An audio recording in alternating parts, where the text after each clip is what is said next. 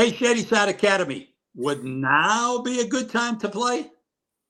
Blackhawk and North Catholic get offensive like few teams in WPIAL history. And the leading rusher in the WPIAL is on a losing team. And we have a shining star from, of all places, Ringgold. Where? Welcome to another edition of the Varsity Extra podcast here on the Post-Gazette Sports YouTube channel. I'm Mike White of the Post-Gazette, along with colleague Keith Barnes. 3 weeks of high school football season is complete. We've got a lot to talk about. We've got top players to go over, top teams, and our Pick Six segment. And before we get to all that, Keith. All right, sports fans, when the game's on, there's only one spot you need to be. Dave & Buster's in Homestead. Catch every play on massive HD TVs, fuel up with fan favorites like wings and burgers, and keep the fun going with the latest games and ice-cold drinks. Whether it's happy hour, game day, or just a night out with friends, Dave & Buster's Homestead is where Pittsburgh goes to eat, drink, play, and watch sports. Proud sponsor of the Post-Gazette Sports WPIAL channel. Now, Mike, let's talk a little Shady Side Academy, because that was a little bit of craziness last week with the school deciding we can't or don't want to play Clairton. Well, first segment here. We have to introduce it, Keith. Our talking about. What are we talking about? We're talking about it.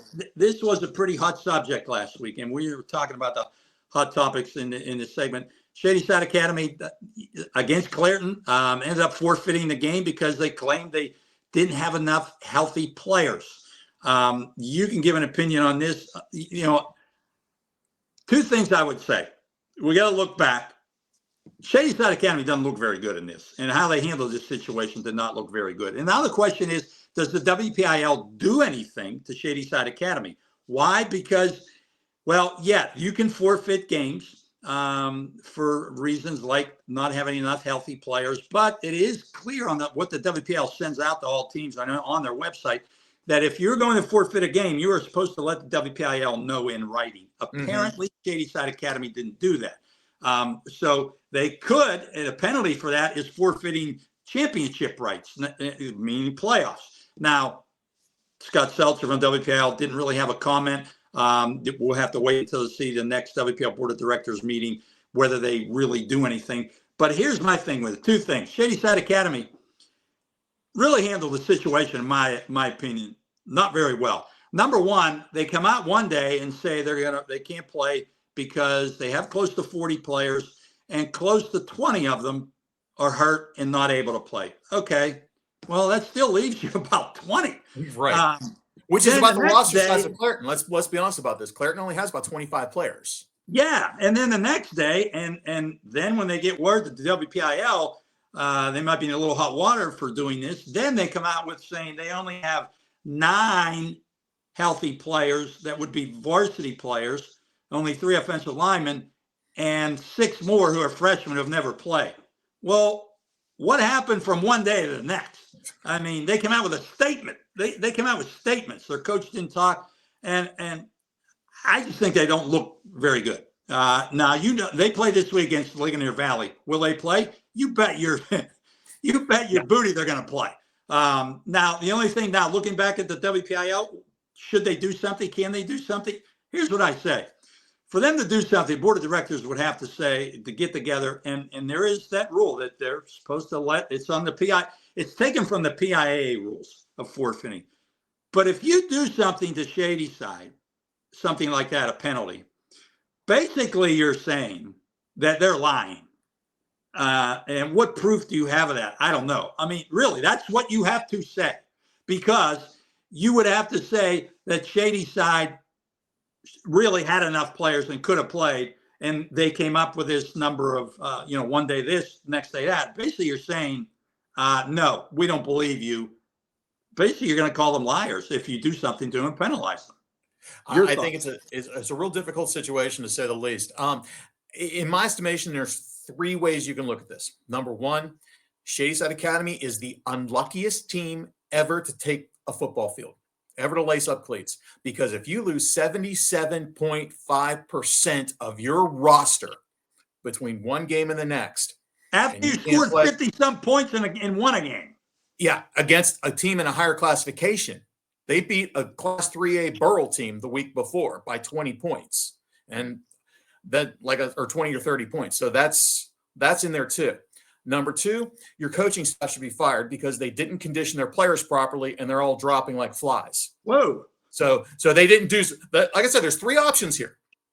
That's the first one is that they're the unluckiest team in the world. Number two, your coaching staff did not prepare you. Or three, somebody at Shady Side Academy took a look at that 50-0 game they lost to Clairton last year, looked at the 79-0 pasting they put on Sarah Catholic the week before and said, we don't want to play. Those are your three options. Now, you can pick and choose which one of those options you believe is the truth. I'm not going to say which one I believe, but one of those three things has to be true. And and you're right about the WPIAL, but they could sit there and say, by the letter of the law, you did not inform us first before you inform Clairton of the forfeit. Therefore, you can take sanctions without calling them liars. That's the only way that the WPIAL gets around this. Yes, but I still think basically if you do that, yes, they should have informed them that that's the rule, but basically you would be calling them liars, I think. Yeah, here's what I think should be done. Here's what I think should be done.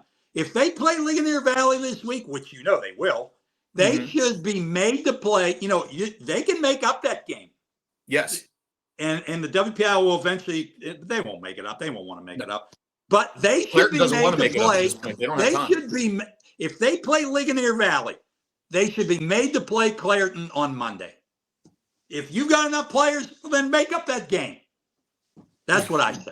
I don't have a problem with it, but I don't know if Clairton actually at this point in time would be able to make it up itself because it's preparing for a championship run. They're preparing for a 16-week run to the state championship. Keith, come on. I know. They'll play anytime, anyway. I know. I know. I think they would relish the opportunity to play. I think Clairton's angry about it, and rightfully so. I mean, the Bears were preparing for a game. They lose an entire game of stats. They got a lot of kids out there who want to play, who want to prove themselves, who want to get ready to play potentially Fort Cherry, Bishop Canevin, whoever in the WPIAL championship game, and maybe make a run to Cumberland Valley. This is a game they need to play if they're going, especially when they're preparing to play their conference opener this week at Greensburg Central Catholic. It was a terrible situation to let them know 2 days in advance. Clairton's fine if they don't play this game. I mean, fine. But we all know that. You know that. I know that. But that's the company line. I seriously think if Shady Side's going to continue to play, they should have to play this game on a Monday against Clairton. I really believe the other thing I think is, I know the WPIAL's not an investigative body, but go out to their practices this week and watch them.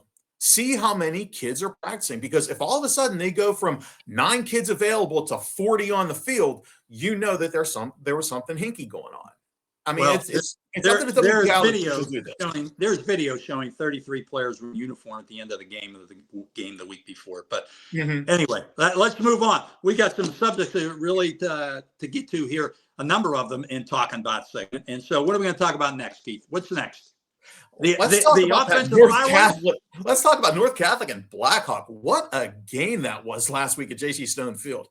I mean, when you've got two teams that put up 114 points against each other, I mean, that's incredible what they did last week.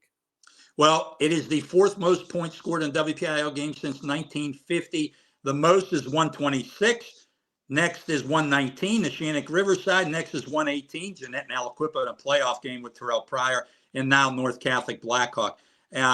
Really was unbelievable game. I think it shows what North Catholic's offense is capable of. Now, Blackhawk's not a great team. But my question is about North Catholic's defense again, which they had problems with last year. What is this defense about? But I want to bring up, Keith, well, it's funny you mentioned that because I talked to Chris Rizzo yesterday and about the game, and he told me straight up. He said, yeah, we have some things to work on defense, on tackling, things like that, but it was just two teams that just had incredibly good game plans against each other. So he wasn't really that critical of his defense, even after that, giving up those kind of points. Well, I'd like to bring up a little remember when, the highest scoring game in the WPL since 1950. I was there. And it wasn't all that long ago, but I need to bring this up because this is an incredible performance by two players. It was in 2016, Beaver and Keystone Oaks at Dormont Stadium. 77-49, Beaver beat Keystone Oaks. Alex Smith, Keystone Oaks quarterback, set a WPIAL record for yardage in one game with 653 yards. He completed 26 of 50 for 450 yards, and he rushed for 203 yards. Darius Wise of Beaver, he had 496 yards offense, ran for 403, threw for 93. Keith, those two had more than 1,100 yards offense between the two of them. That is a game I think has been lost a lot in WPIAL history, but that is one of the most incredible games in WPIAL history. I had to bring it up. I was there. I was keeping stats, trying to keep stats. This is all I did. It was like watching Alcaraz and Sinner in the U.S. Open Championship yesterday. It was like this: boom, boom, boom.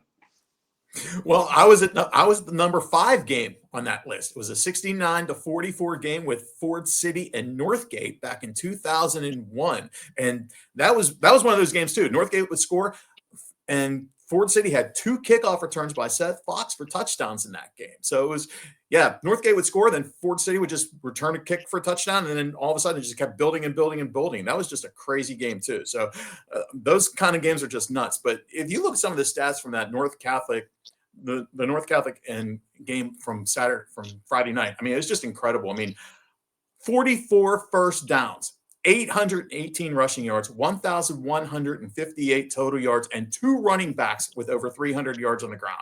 I mean, it's just incredible the kind of numbers they put up last week.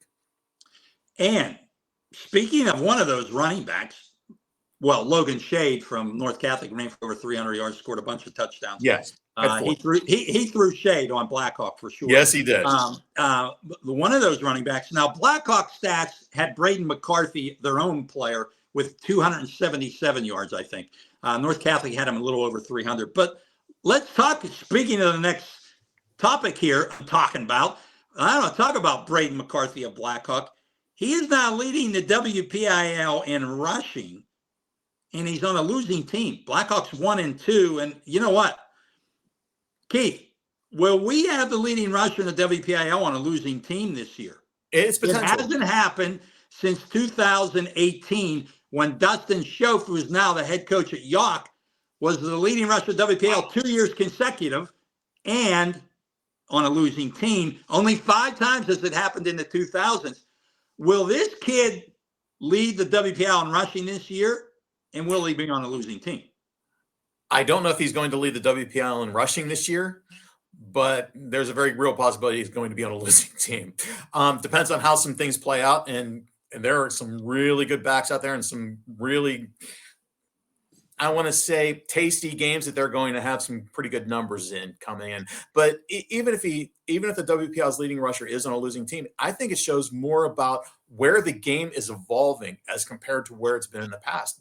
A lot of teams are going more towards these passing games, these run pass option kind of offenses, pistols, and instead of going towards the old 3 yards in a cloud of dust or just relying on a running back. So when you have a more diversified offense, there is a better chance that you're going to have, yes, a decent running game, but by the same token, you're also going to have teams that are going to run the ball desperately and maybe not have the firepower to be able to keep up with some of these teams that are able to better throw the ball. So I think it's more of a transition of where football is right now rather than an indictment of a running back maybe playing for a losing team who leads the WPIAL.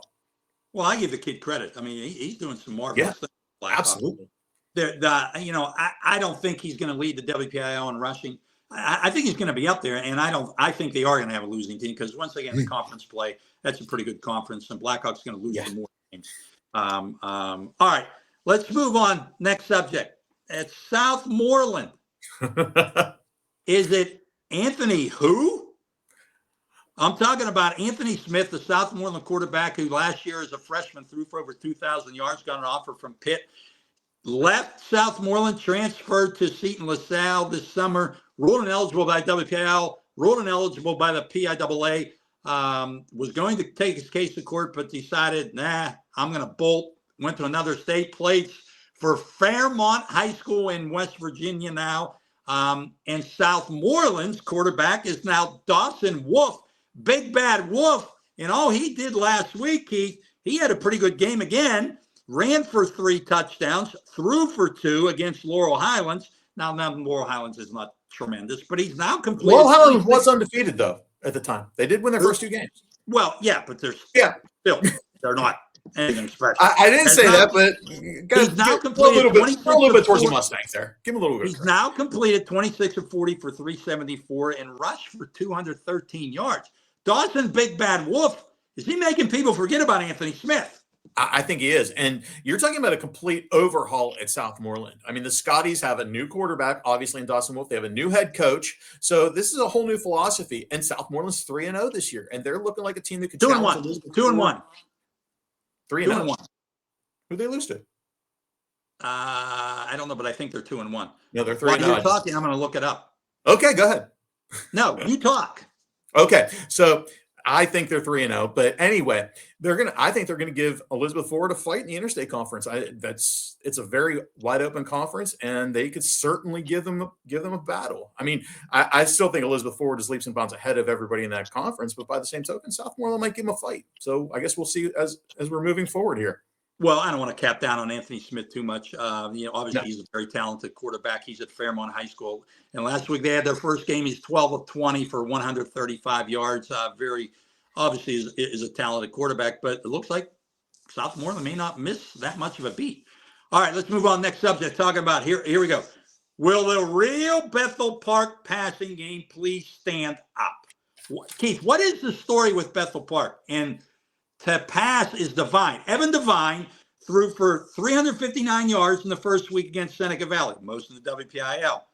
The next week in a loss to Mars, he threw for 52. Last week, they beat Armstrong. He threw for 367. What in the world's going on at Bethel Park? You know what? Sometimes you got to use Occam's razor in these. Sometimes the simplest explanation is wait. Sometimes you got to use what? Occam's razor. Yes. All right. You got me there. What in the world is that? It means that the simplest explanation is most often true. So you look at who Bethel I use a Gillette razor. Yeah, there you go. So do I. But you look at, they played Seneca Valley in week 1. Seneca Valley has given up 102 points this year. They're 1-2. Mars, 3-0, has allowed 30 points this year. And Armstrong has given up 115, and they're 1-2. Bethel Park's passing game is able to take advantage of teams that don't have very good pass defenses, and Mars does. So it might be just something that simple that Bethel Park decided maybe run the ball a little bit more against Mars because their pass defense might be less exploitive. I don't know. You've got a great running back in David Dennison. You do. But he's gained yards all 3 games. Exactly. I think that is one of the most remarkable 3-week runs of craziness in statistics that I've seen. You throw for 359, 52, 367. Crazy. I mean, it's very Steelers. That Evan Devine golf last year did not even play football. What he has done is like starting a round of golf with an eagle, a quadruple bogey, and then a birdie. That's what it's like. If you take out the eagle and the birdie, you've got my golf game right there. Yeah, we know that. We won't say more though. All right, next subject here I'm talking about. Here we go. The Baldwin Highlanders. Keith, will they win a game this year? They might not win a game next year. Let's start this year. They've lost 22 in a row, and they're getting trounced. They play Chartiers Valley this week, then Elizabeth Forward, then they go into conference play. So my question is, if they go winless, they're going to have a 29-game losing streak. Are they going to win a game this year? Their game that they could win maybe on paper would have been Chartiers Valley coming into the season, but Chart Valley's improved this year. They're actually playing pretty well. So I don't see them beating, I don't see Baldwin beating Chartiers Valley. I certainly don't see them beating Elizabeth Forward, not the way EF is playing right now. The Warriors are playing very well. They've got an outstanding passing game, great running game. They've got everything that Baldwin doesn't. If they don't beat Char Valley this week, I don't see them winning a game until possibly next year. It's surprising considering the draw that you could get from the Baldwin School District. I mean, it's mystifying how the team is just not able to put a team out there year after year. Well, this is nothing new, with Baldwin. I mean, they've had losing streaks before, and they've struggled mightily in many years. They have some okay years here and there, but It's astonishing, really. I think what that program is again has turned into. When Don Yunes was there, everybody says, "Oh, he didn't win anything." No, but he took them from the basement of WPIAL and made them respectable, and they were making the playoffs. But now they're back to, wow. No, they're not going to win a game. No. If they are, they better do it this week against Chartiers Valley. But I don't expect that either. And then they got Elizabeth Ford, and they're not winning a game in that conference. So that means that Dana Brown, if they go winless, they're going to be 3 games away from having the 9th longest losing streak in WPL history.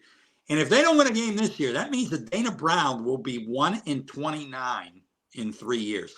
Ouch. Yeah. They are purple, but they are all black and blue, that program. Yeah, definitely. Well, Bruce is healed. This one isn't. They're not winning a game this year. Nope. All right. That's our first segment, Keith. That's talking about it. All right, that sounds good. And we'll be back coming up with the ever popular Post-Gazette Fantasy League. Coming up next.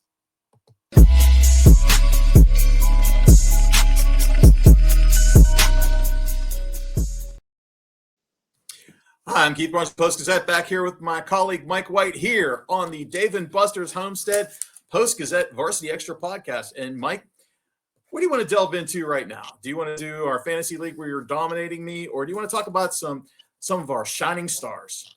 Well, usually we do shining stars at first in this second segment. Well, let's do it.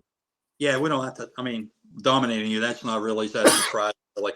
Yeah, shining stars segment. Who are our shining stars from last week that showed up and did some big things around WPIAL? Keith, who do you have?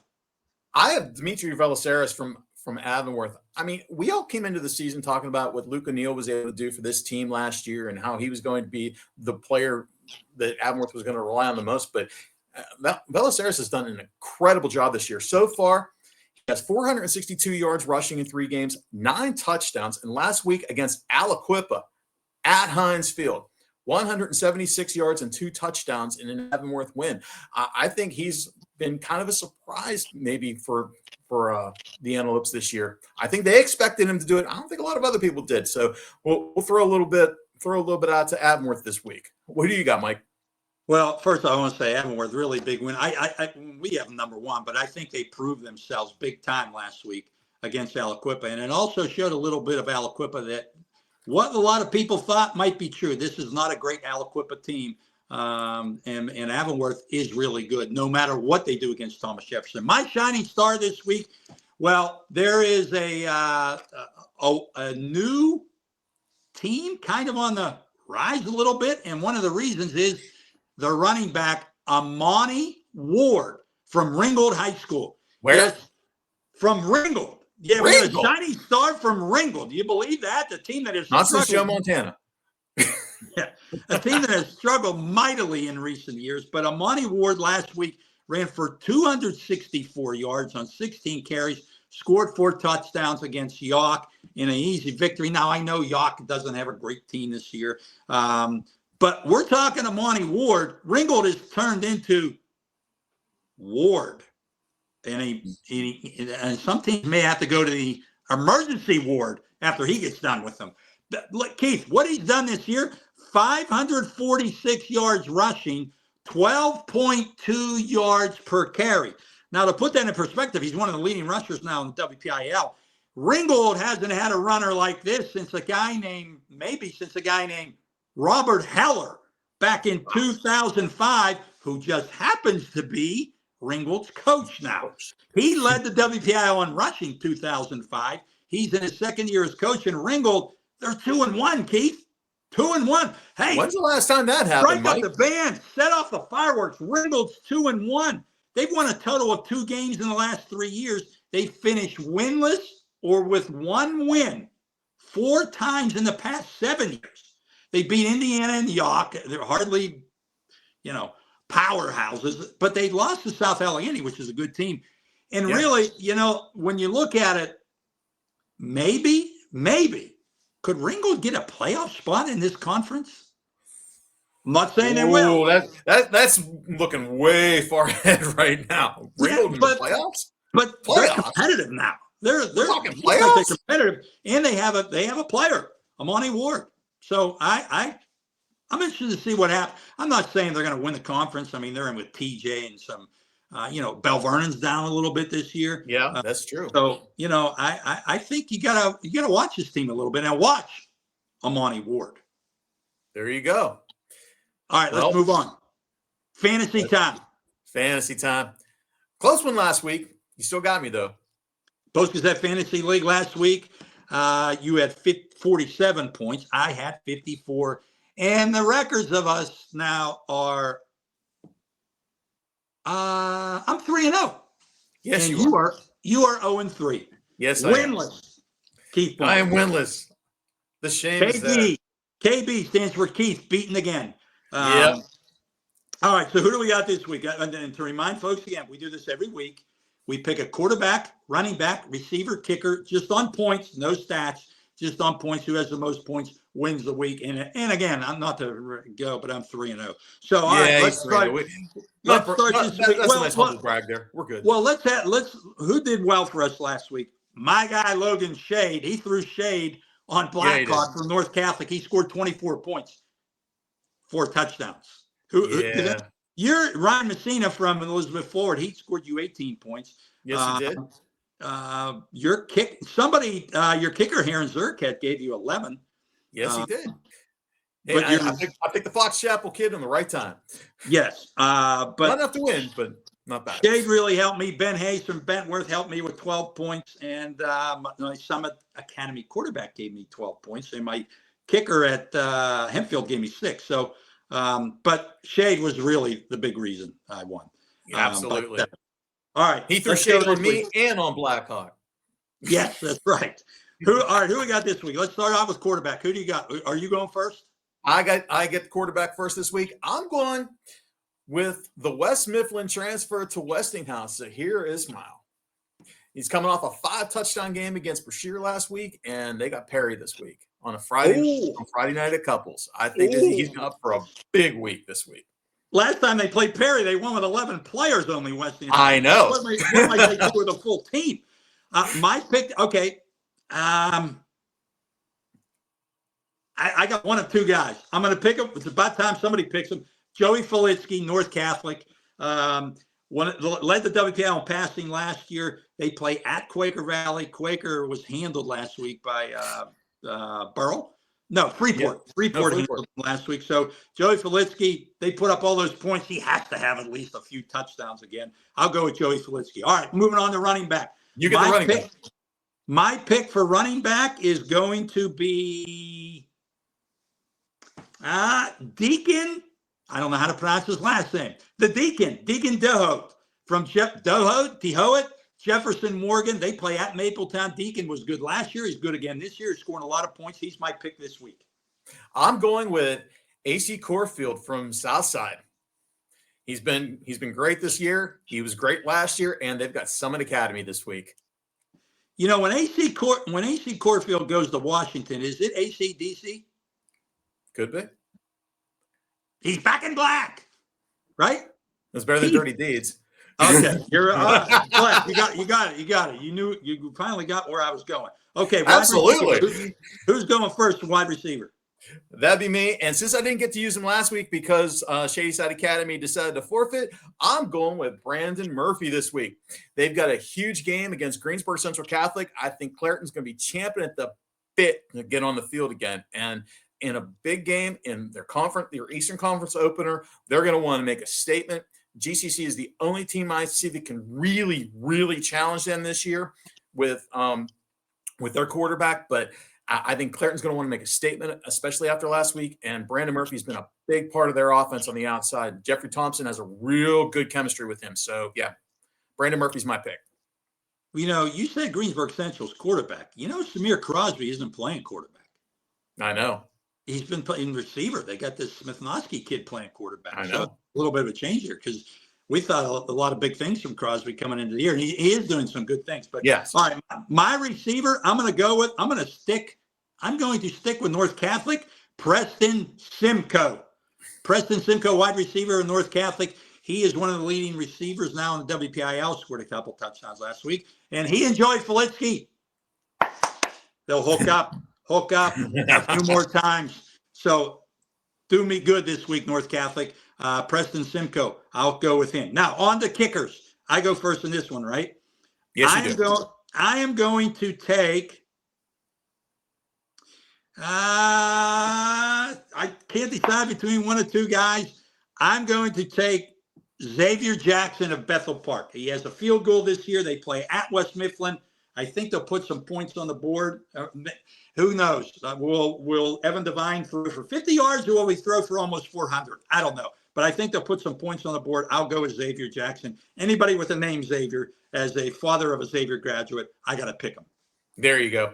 I'm going with Brendan Stroshon from Elizabeth Forward. I mean, I think they're putting up a lot of points this year. They've got a great offense. He's going to get a ton of extra points, and I think he kicked the field goal last week too in their win. So, yeah, I'm going to go with EF's kicker this week. Okay, there you got it. There's our Post-Gazette Fantasy League picks and our Shining Stars for the week. That wraps up this segment.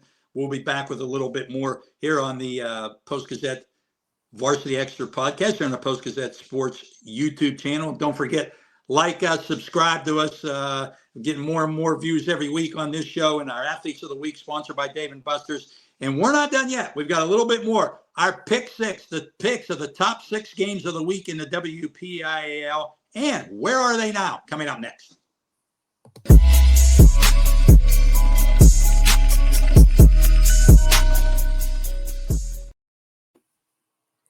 Hi, I'm Keith Barnes with Post-Gazette. I'm back here with Mike White, and we're on to our Pick 6 segment. Yes, the top 6 games in the WPIAL this week. Mike, what games we got coming up? What are our Pick 6? Let's start off with a game that is a non-conference game, but 2 number 1 teams going at it. Thomas Jefferson at Avonworth. Thomas Jefferson, number 1 in 4A. Big win last week against McKeesport. Avonworth, big win last week against Aliquippa. Keith, who do you like in this one? I like Avonworth, and here's why. When I was at the game last week between Thomas Jefferson and McKeesport, and to be perfectly honest, I have never seen a Bill Churpak team handled at the line as well as McKeesport did to the Jaguars last week. They were able to stand them up really well. And let's be honest about this. McKeesport lost Keemon Spell 3 carries into that game. And at that point in time, he had 3 carries for 21 yards and was chewed him up for 13 on the first carry of the game. Without him, it was a much different game. And TJ was able to pull it out with 2 touchdowns in the last minute. So looking at this game, the way it went, the way the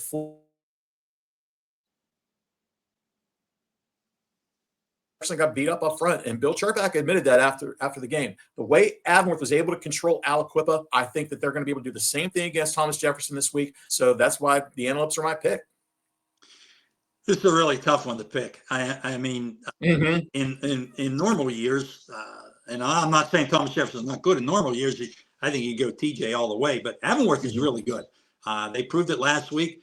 Thomas Jefferson is good, and I agree with you. I think Thomas Jefferson has some things to do offensively, although they didn't play anybody the first 2 weeks and they rolled. I think they need to prove some things offensively. But that being said, I think they will. I think Thomas Jefferson goes on the road and wins this game. It's a close game, though. It wouldn't surprise me at all if Avonworth won. All right, next game, Keith. The game you'll be at, Hempfield at North Allegheny. Hempfield in a big game? Yeah, they're 3-0. Do they have a quality win? But you know what? If they want to show something, here's your chance, Hempfield, playing at North Allegheny, 2 3-0 teams. Who do you like, Keith? I'm still thinking, and I've been thinking about this all weekend. It's a tough game because I think North Allegheny's come back to the pack a little bit this year. And I think Hempfield has moved up. Now, is it enough of a gap to overcome for Hempfield to be able to beat North Allegheny at Newman Stadium? I don't know. It's really a hard call on this one. I'm going to go for the upset. What the heck? I'm going to call Hempfield. Hempfield's going to pull off the upset. I think this is an extremely emotionally charged Spartans team. I mean, there's a lot of gut wrenching with this team this year. They are driven, and I just think for one brief moment, they actually have a chance that maybe they might be able to do it. I would. In my heart, do I think North Allegheny is going to win? Yeah, but I'm still going to pick Hempfield. I'm going to give them a shot at it. Well, you think North Allegany's going to win, but I think they're going to win, but you know what? you pick Hempfield. Every so often, you got to throw an upset out there, and I think Hempfield could pull it off. I mean, and don't forget, their quarterback led 6A in passing last year. So this is a team that can throw the ball around. They're better this year than they were last year. So without a doubt, yes. Let's see what they can do. They're better, but they aren't good enough to beat North Allegheny. I think North Allegheny is still pretty good. They aren't as good as they have been the past couple of years, but they're getting better and better. Still Central's a class of 6A. Brady Brinkley is definitely improved. I think he's going very well. Luke Rohan has got that running game going a little bit. They play a lot of power football. I'm going North Allegheny. All right, next game. It's a 5A contest. I think a good one. Woodland Hills 1-2, but don't be deceived. They played a really tough schedule against Penn-Trafford. John Ruane has the Warriors at 3-0. I'll go first on this one. Tough game. Yep. You know, Woodland Hills, they got their clocks cleaned last week by Central Catholic, but not a surprise. And they lost the first week to North Allegheny in a close game. Penn-Trafford 3-0, very nice win last week at Moon. Boy, you know what? I'm going to go Woodland Hills, Keith. But I'll tell you what they need. They need to get Scoop Smith the ball more, and let him make plays more. They did score 2 touchdowns last week against Central Catholic. I know, but he's getting 6-7 touches a game. I don't know. They got to find ways to get him the ball. I know he's small. Might get, are they worried about him getting beat up? I don't know, but they got to get him the ball more. They have other players too, but I think it's a close game. But I'm just going to go Woody High at home. I think they pull off a couple big plays and pick up a win. I'm going the other way. I'm going Penn-Trafford in a close game. I think John Ruane's got this team going the right way. They had a close one week 1 when they eked one out against Norwin, and I think they're starting to build. And I think this game's going to be for the conference title. I don't see anybody else in that conference challenging these two teams. So, or maybe not. I'm not sure. No. You're on Penn-Trafford? Yeah, I'm going Penn-Trafford. All right, next game. This is a non-conference game again, but another interesting one. Aliquippa at Mars. Mars 3-0. Aliquippa 1-1. I still don't know about Aliquippa. I think they're going to be good. You got a Mars team. I watched Mars last week against North Hills. Offense struggled, I thought. And the week before that, their offense wasn't great again against Bethel Park, although Bethel Park's not a bad team. I think they need to do some things offensively. I think their defense is good. Because of that defense, I'll take Mars. I really want to take Aliquippa in this game, but I'm not going to. I'm not sold on Aliquippa yet. I think they're going to build towards what they're going to be. I think they're going to build towards conference play, but you're right. This Aliquippa team's not as good as they have been in the past. I think that Eric Kasparovich is doing a great job at Mars this year, and I'd like the Planets at home. Got to get that offense going a little bit more, though. I agree. Need to get Gabe Heim involved a little bit more. Well, next game is another non-conference game. Elizabeth Ford, undefeated in 4A. They take on the South Fayette Lions, a 5A team. Keith Barnes, your pick. I like what EF is doing. I really do. And I think they're going to win that interstate conference. Like I said, I think Southmoreland might challenge them the way they're playing right now, but I like EF with Messina. I think their quarterback situation is great. I think they're going to have I think South Fayette's improved, but I don't think they're improved enough to beat Elizabeth Ford this week. I just don't. I think EF's going to win. Well, you got 2 excellent dual threat quarterbacks in this game. Ryan Messina, Elizabeth Ford, Drew Wolhorsky from South Fayette. Yeah. It's a really good matchup of dual threat quarterbacks. I'm going to go South Fayette at home. Elizabeth Ford's good, and it certainly wouldn't surprise me if EF won, but I think South Fayette has improved since last year, and I think they just do enough to win a close game. All right, we got one more game, right? Yes, we do. Who is that? That would be Norwin at Seneca Valley. And when you look at this game, considering where 6A is this year, this could legitimately be for a playoff berth this early in the season. If you really want to look at it, Central Catholic and North Allegheny are still considered the 1-2 teams. But when you go further down, Mount Lebanon's having an off year. Cannon McMillan's having an off year. You've got Seneca Valley, Norwin and Hempfield maybe as the three teams fighting for those last two playoff spots. And the winner of this game could have the inside track to the postseason, which is really frightening when you consider where Norwin was a couple of years ago and Hempfield was a couple of years ago. So, Norwin on the road, going to Seneca Valley. You got Tristan Tavares, who's been throwing the ball around really well. I like Norwin in this game. That's the big matchup. Tristan Tavares against that Seneca Valley defense. Seneca Valley's defense, they were shredded in the first week by Bethel Park, and they were shredded last week by Pine Richland. That wasn't that big of a surprise. They did much better second week against the North Hills team that hasn't done a whole lot offensively. So I don't know about the Seneca Valley defense, but I think at home, I think they do just enough to pull out a win in what may be a high-scoring game. I'll take Seneca Valley. All right, there's our pick for this week. How did we do last week?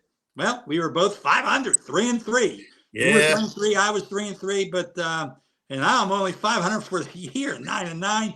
You are 11-7, Mr. Barnes. So as bad as you are in a fantasy league, you're better than me in picking games. And you got to throw the upsets out there every so often. And even though you think North Allegheny is going to win, you took Hempfield. So I did. I took Hempfield. So that is that. All right, let's move on to our last segment here. Where are they now? Some people around the WPIAL who, what are they doing nowadays? Could be a player, could be anybody. Keith, who's your where are they now for this week? Mine's Tom Nola, the former coach from Sarah Catholic, Clairton, and Gateway. I've been running into him a lot these last couple of weeks. I ran into him at the dedication for Tyler Boyd Stadium at Clairton, and he was at the McKeesport Thomas Jefferson game, just hanging out on the sidelines, just enjoying his retirement and checking out football these days. I mean, it's kind of neat seeing him around. He was a coach at my brother's coach at Sarah when he was a running back there. So yeah, it's nice to run into Tom Nola every so often. He's still watching his grandkids? Absolutely. That was his big job recently. Yep. Watching his grandkids. Yep. My where are they now is Mike McMahon. Who is he? He's a former North Allegheny quarterback who came on his senior year in 1996 and opened up many eyes, went to Rutgers, and then played in the NFL with the Detroit Lions and Philadelphia Eagles. Now at North Catholic, you look at what they've done the last few years with that passing game, Joey Felitsky and their offense. And one of the main reasons for that is Mike McMahon. He's assistant coach at North Catholic. I don't know what you'd call him, maybe co-offensive coordinator with Chris Rizzo, passing game coordinator. But I tell you what, he has that. He and Chris Rizzo have that North Catholic offense humming. I'm talking throwing the ball, now running the ball. Logan Shade ran for over 300 yards last week. Mike McMahon has his hands all over that North Catholic offense. And what's funny about that is if you looked at the Post-Gazette website or the e-edition for Monday, we ran a picture of Felitsky being looked at with Mike McMahon in the background coaching him. That was the photo we ran. Yeah, I took the picture. Yeah, of course you did. I took the picture. So, Mike McMahon and was also is a really good, I think, close to a scratch golfer. Wow. He used to be as of a couple years ago. So he's in the area. I don't think he will stick around. His nephew is Riker Kennedy, who was the leading receiver in the WPIAL last year, who's been hurt the last few weeks. He plays for North Catholic. But Mike McMahon, I don't think you'll see. He wants to move on, but he wanted to stay another year at North Catholic with these guys, with his nephew. So you'll see him there and watch for that offense the rest of the year. Then I think you'll see Mike McMahon move on. But that's where Mike McMahon is now, coaching WPIAL football. Nice. And that's our Varsity Extra podcast for this week. We'd like to thank, once again, Dave & Buster's for sponsoring us. And make sure you go out to Dave & Buster's in Homestead and check out everything they have to offer you. We'll be back again next week. I'm Keith Barnes for Mike White. Thank you for viewing, and thank you for joining us. Make sure you subscribe on the Post-Gazette's YouTube channel as well. Take care.